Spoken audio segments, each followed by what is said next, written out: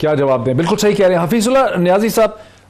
हमें तवक्को नहीं थी कि एक हुकूमत, इससे पहले भी बड़ी बड़ी गलत हरकतें हुई हैं, उठा लिया गया, लोगों को कत्ल भी कर दिया गया, लेकिन किसी हुकूमत ने टीवी के कैमरास के सामने बैठ के इस काले कानून को और इन काली हरकतों को डिफेंड नहीं किया।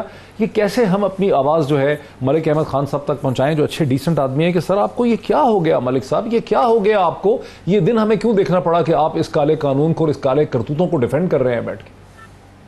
डॉक्टर साहब, पहली बात तो यह है कि मैं इस बात में हकीकत है कि मैं इसकी कोई मजम्मत करता हूँ कि इस तरीके से आप किसी को, और खुसूसन जो प्रेस के लोग हैं, उनके बारे में पूरी एहतियात बरतनी चाहिए। लेकिन ये जो जिस चीज का आपको तजर्बा आबू है, इसका तजर्बा मैं तो कई सालों से कर रहा हूँ। ये अभी मोहसन बेग जो है 3-4 महीने पहले किसी को जाके पुलिस ने इस तरह जाके मारा था, अपने कमरे में एसपी ने अपने कमरे में जाके पीटा होगा, जदों को किया होगा। फिर उसके बाद जब रहमान साहब के बगैर किसी वजह के आप 8-9 महीने अंदर रखें, जेल में रखें, फिर बाकियों को छोड़ें, जो कुछ होता रहा इस मुल्क में। पाकिस्तान के अंदर एक आईन है और आईनी हुकूमत है, चाहे हुकूमत इमरान खान की हो, चाहे हुकूमत हो शहबाज शरीफ साहब की, या उससे पहले की बात की जाने वाली फंडामेंटल राइट्स हैं। उसके अंदर अगर किसी ने काम किया तो आप उसके खिलाफ FIR काटें, तहकीक करें, और उसके बाद उसको आर्टिकल 10 ये कहता है कि उसको ड्यू प्रोसेस लॉ में डाला जाए।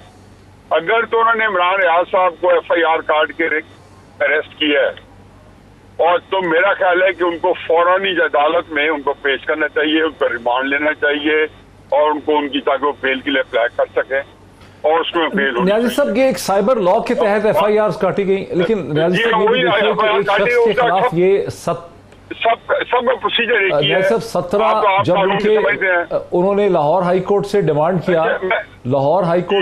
किया, कि आखिर कितनी FIR'ें काटी हैं, तो 4 जुलाई को इंस्पेक्टर जनरल पुलिस ने 17 FIRs प्रोड्यूस की।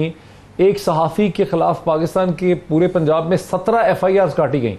पंजाब से बाहर कितनी काटी गई, बलूचिस्तान में, सिंध में 250 कटी हुई है। ये हसन निसार साहब से पूछे कितनी कटी है, उनको पूरे हर सूबे में जाना पड़ा। लेकिन मैं आपको बात दो चीजें और ऐड कर दूं।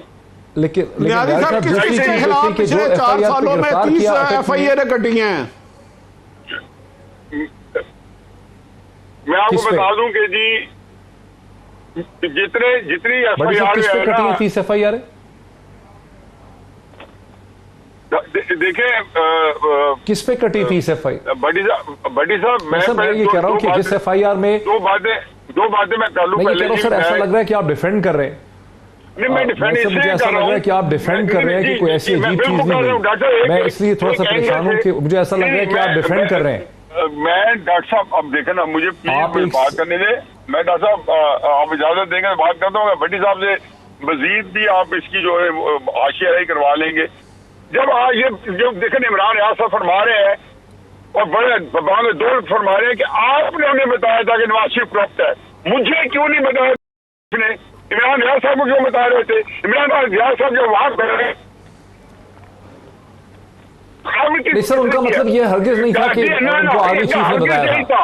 डॉक्टर साहब, मेरे भी कान है, मैं भी कोई अकल से रखता हूँ।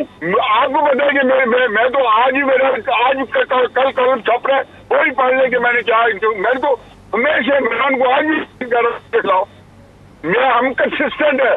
ये नहीं है कि जी आपको खास जाविये के साथ, खास है नमाज के साथ आपको एक यार्ड स्टिक इमरान खान साहब के लिए मेरी यही राय है कि जो यार्ड स्टिक आप लोगों के लिए इस्तेमाल करते नवाज शरीफ पे, अपने ऊपर भी वही करें।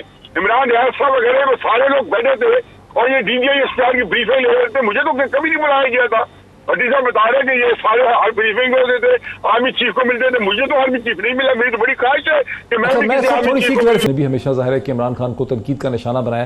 क्या वजह है कि इस दौर में नई चीज शुरू हो गई है? इमरान खान रियाज भी बोल ही रहा है, और क्या कर रहा है? इमरान खान रियाज ने कोई रेप नहीं किया, असॉल्ट नहीं किया, उसने कोई बम नहीं फाड़ा, उसने कोई बिल्डिंग नहीं उड़ाई, उसने किसी पे गोली नहीं चलाई। तो क्या वजह है कि आप समझ रहे हैं कि इसकी कोई जस्टिफिकेशन हो सकती है? देखिए डॉक्टर साहब, मेरे पे तो बीत चुकी है। मैं तीन साल के बाद मुझे कॉलम लिखने की इजाजत मिली है। मेरा जियो प्रोग्राम बंद रहा, 1 महीने की बैन ली, मैंने हाई कोर्ट से जाकर रिलीफ लिया।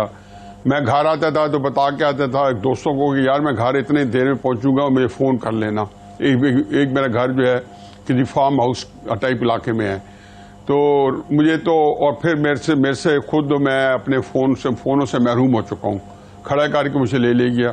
तो मैं तो इसको छोड़े बात यह है कि मुझे तकलीफ ये हुई है कि अगर ये सारे लोग हम इकट्ठे रहते हैं तो अगर कानून आपने पास कर दिया असेंबली में और आपने आवाज नहीं उठाई, मैंने नहीं उठाई, मैं जिम्मेदार हूं, मैं अपनी बात कर रहा हूं।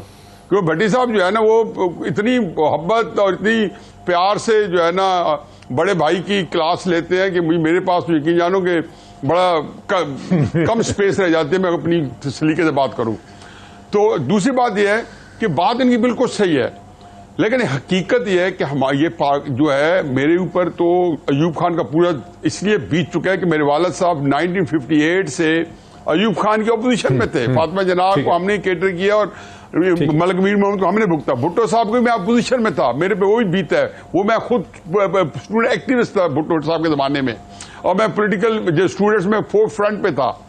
दिलाई के मैं कहता हूं कि खूबत खाने किले की मारें जितनी हमारे स्टूडेंट्स ने उस वक्त खाई हैं भुट्टो साहब के वक्त में, ये अहमद रजा कसूरी को पूछ लें इसके साथ क्या हुआ भुट्टो के वक्त में, मारों के अलावा अयूब खान के वक्त में क्या हुआ है, इन्हें सारे मुझे जरा डॉक्टर फारूक साहब की जबानी दीजिए। और इमरान खान साहब के वक्त में डॉक्टर फारूक साहब, लेकिन मैं एक बात ये कर रहा हूं कि हमने बस दो छोटी छोटी बातें हैं कि इस नाप तोल का जो इशारी निजाम है और जो यार्ड स्टिक है वो एक रखनी पड़ेगी।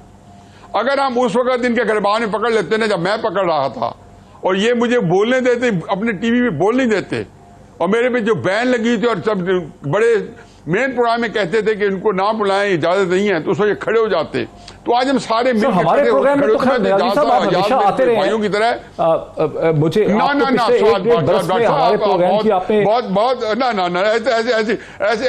ऐसी आप बड़े मोहब्बत करने वाले आदमी है, आप the most decent person I could ever come across, लेकिन अल्लाह का लाख लाख शुक्र है कि आपने कभी मौका नहीं दिया बोलने का। ये आपको बड़ा एक मलका हासिल है। ये तो भट्टी साहब तो वैसे सदों शुरू कर देते हैं, लेकिन आप तो इंतहाई बोलने का मौका नहीं दिया। जो है अरेबियन डिलाइट्स और टर्किश सवाल ही पैदा नहीं होता। ये डॉक्टर साहब आपको अगर ये स्किल न होती तो आप क्यों पाकिस्तान की तरह नामी गिरामी एंकर होते, और बड़े बड़ों को आप जो है ये तो आपको अल्लाह ताला आपको आपकी जो सलाहियतें हैं उसको मजीद चार चांद लगाए। आप कह रहे हैं कि और ये चीजें आपकी पलती फूटती नजर आए, सवाल ही पैदा नहीं होते डॉक्टर साहब। डॉक्टर साहब हम भाई हैं, मैं आपको बहुत बड़ा भाई बात आप कर रहे हैं। डॉक्टर आपस मैंने डॉक्टर कहते हैं कि दो पॉइंट ऑफ व्यू है इस वक्त पाकिस्तान में, एक जो कि इकोनॉमिक प्रोग्रेस चाह रहा है और एक कह रहा है कि खाना जंगी करवा देंगे। आप समझते हैं कि दोनों को अपना अपना पॉइंट ऑफ व्यू कहने का हक है? नहीं जी, मेरे ख्याल में जो टोटल क्योस है, क्योटिक सिचुएशन है, 2014 से ये ऑर्केस्ट्रेट होने शुरू हुए। पाकिस्तान में सियासी अदम इस्तेकाम लाने की एक बिल्कुल एक आर्टिफिशियल कोशिश हुई थी। एक मुंतखब हुकूमत को कामे के ऊपर मैनिपुलेट करके घर भेजा गया। इमरान खान साहब आए तो सियासी अदम इस्तेकाम की पैदावार, इमरान खान साहब को होना ही नहीं चाहिए, मजीद बढ़ गया। आप चाहते हैं कि सर बयानिया होना नहीं चाहिए? डॉक्टर साहब मुझे बात मुकम्मल हो जाएगी तो आपका जो थोड़ा सा एक घबराहट है वो खत्म हो जाएगी। मैंने कहा इमरान खान साहब को निकाला तो ये सियासी अदम इस्तेकाम मजीद बढ़ गया, क्योंकि जो बयानिया बना रहे थे, मैं यही तो कहते में रोना है कि खुदा के वास्ते उनकी गोद में बैठना छोड़ दें, आज माफी मांगे। मैं वाहिद शख्स था याद अमीर साहब के पास जो प्रोग्राम मैंने किया है, आप जाके देख लें वी लॉ कि कितना सख्त है, जियो के ऊपर मैं कितना बोला हूं, और सारा बिल्कुल ब्लैक एंड व्हाइट में बोला हूं, कोई दूसरी बात उसमें मिलाइन नहीं किया, क्योंकि मैं समझता था कि याद अमीर साहब बिल्कुल एक और तरह के आदमी थे। उनके साथ जाती करना बिल्कुल सिर्फ ये था कि आप एक मुखालफाना पॉइंट ऑफ व्यू नहीं सुनना चाह रहे थे। लेकिन मसला ये है कि मैं तो इमरान खान साहब आया, इनके पास गुजारिश भिजवाई कि आप लोग जो है सियासी जमातें, जो भट्टी साहब ने बात की, खुदा को है इनके मुंह में घी शक्कर, कि आप आपस के इख्तिलाफ ना करें, लड़ना भिड़ना छोड़ दें, आप एक दूसरे बुलवा कहें। अच्छा एक्सप्लेन कर दिया आपने भट्टी साहब, ये लास्ट कमेंट के आगे करना क्या होगा? ये एलिमिनेट हो जाएंगे तो मैं हाँ जी भट्टी साहब, योर क्विक कमेंट। एक हमारा किसी जाती इख्तिलाफ हरगिज किसी हुकूमत से नहीं है। मैं अपना सारा वक्त हफीजुल्लाह नियाज़ी साहब को देता हूं, मुझ पर रज के तनकीद करे, मैं उनका उससे ज्यादा एहतराम करूंगा, क्योंकि मेरा भाई नाराज ना हो, हम फकीर है, हमारी खैर है।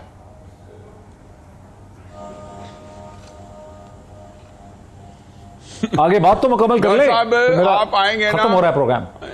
नहीं मैं से मेरी दावत आप प्लीज आए, आप नाम भी आए तो भट्टी साहब के एजाज में मैंने दावत करनी है, देसी मुर्गी देसी घी, लेकिन ये ऑन एयर जाए भी सही तो ये बड़ी एक एक्सक्लूसिव दावत है।